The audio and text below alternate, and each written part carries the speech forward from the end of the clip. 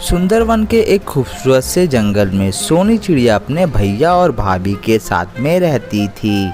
सोनी चिड़िया की भाभी रानी चिड़िया स्वभाव में बहुत ही ज़्यादा खड़ूस और बदमाश थी। वो चाहती थी कि सोनी चिड़िया की शादी किसी भी ऐरे गैरे के साथ में हो जाए। एक दिन रानी चिड़िया बाजार जा रही थी। रास्ते में उसने देखा कि एक बहुत ही मजबूर और भिखारी कौवा अपनी माँ की दवाइयों के लिए भीख मांग रहा है। मेरी कोई मदद करो, मेरी माँ बहुत ही बीमार है और उनके इलाज के लिए मेरे पास बिल्कुल भी पैसे नहीं हैं। मैंने बहुत लोगों से काम मांगा है लेकिन कोई भी मुझे काम नहीं देता है।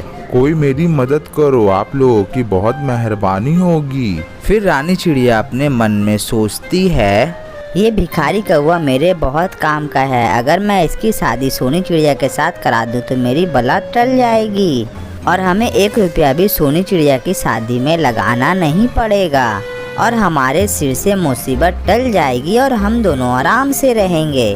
देखो भिखारी कौवा, मैं तुम्हें पैसे दे सकती हूँ, इसके बदले में तुम्हें मेरा एक काम करना पड़ेगा।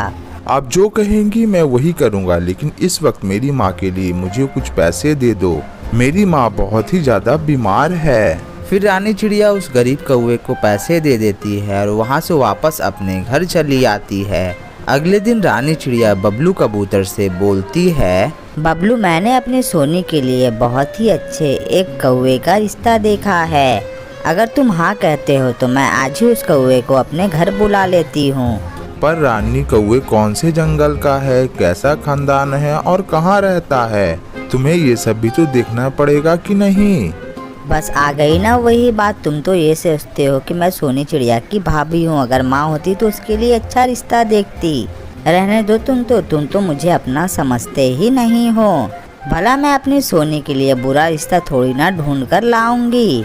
नहीं, मेरा मतलब वो नहीं था। ठीक है, कल तुम शाम को उस कौवे को अपने घर बुला लो। फिर रानी चिड़िया उस कालू कौवे को जाकर कह देती है कि कल शाम को घर आना है। फिर अगले ही दिन कालू कौवा नहा धोकर अच्छे से सोनी चिड़िया का घर चला आता है।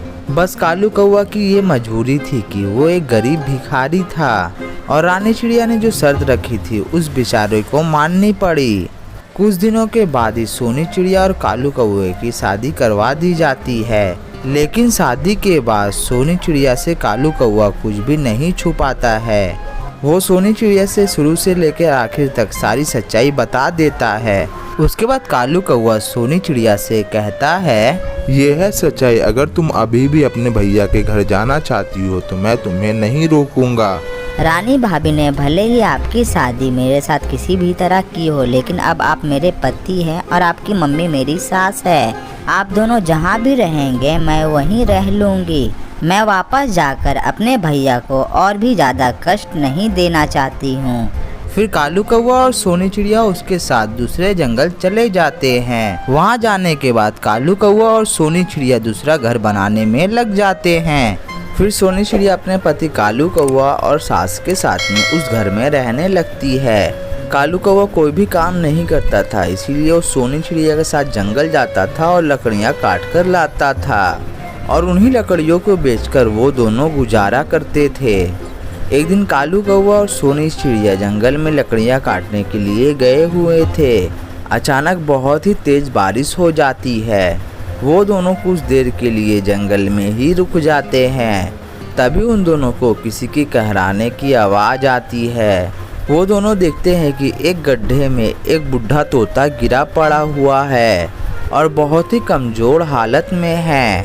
कालू कौवा और सोनी चिड़िया किसी भी तरह से उस तोते को उस गड्ढे में से निकालते हैं और उस तोते को अपनी झोपड़ी में लेकर जाते हैं और उस बूढ़े तोते की सेवा भी करते हैं।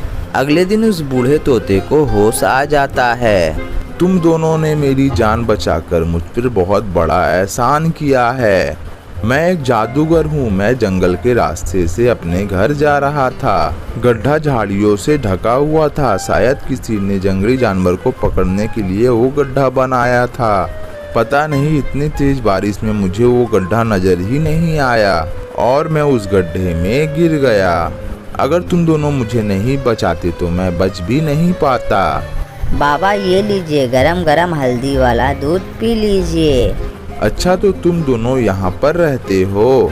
फिर कालू कौवा उस बूढ़े तोते को अपनी सारी बात बताता है। आज से तुम दोनों को टेंशन लेने की जरूरत नहीं है, ये झोपड़ी एक आलीशान झोपड़ी में बदल जाएगी और तुम दोनों जो कुछ भी मांगोगे वो पल भर में पूरा हो जाएगा। इतना कहने के बाद वो बूढ़ा जादूगर वहाँ से चला जाता है। फिर वो झोपड़ी आलीशान झोपड़ी बन जाती है। फिर सोनी चिड़िया और उसके हस्बैंड और उसकी सास उस झोपड़ी में आराम से रहने लगते हैं। अब उन लोगों के पास किसी भी चीज की कमी नहीं थी। सोनी, सच में तुम हमारे लिए रश्मि रूप में आई हो। तुम्हारे आते ही हमारे सारे दुख दूर हो गए। फिर वो लोग खुशी खुशी एक दूसरे के साथ रहने लगते हैं।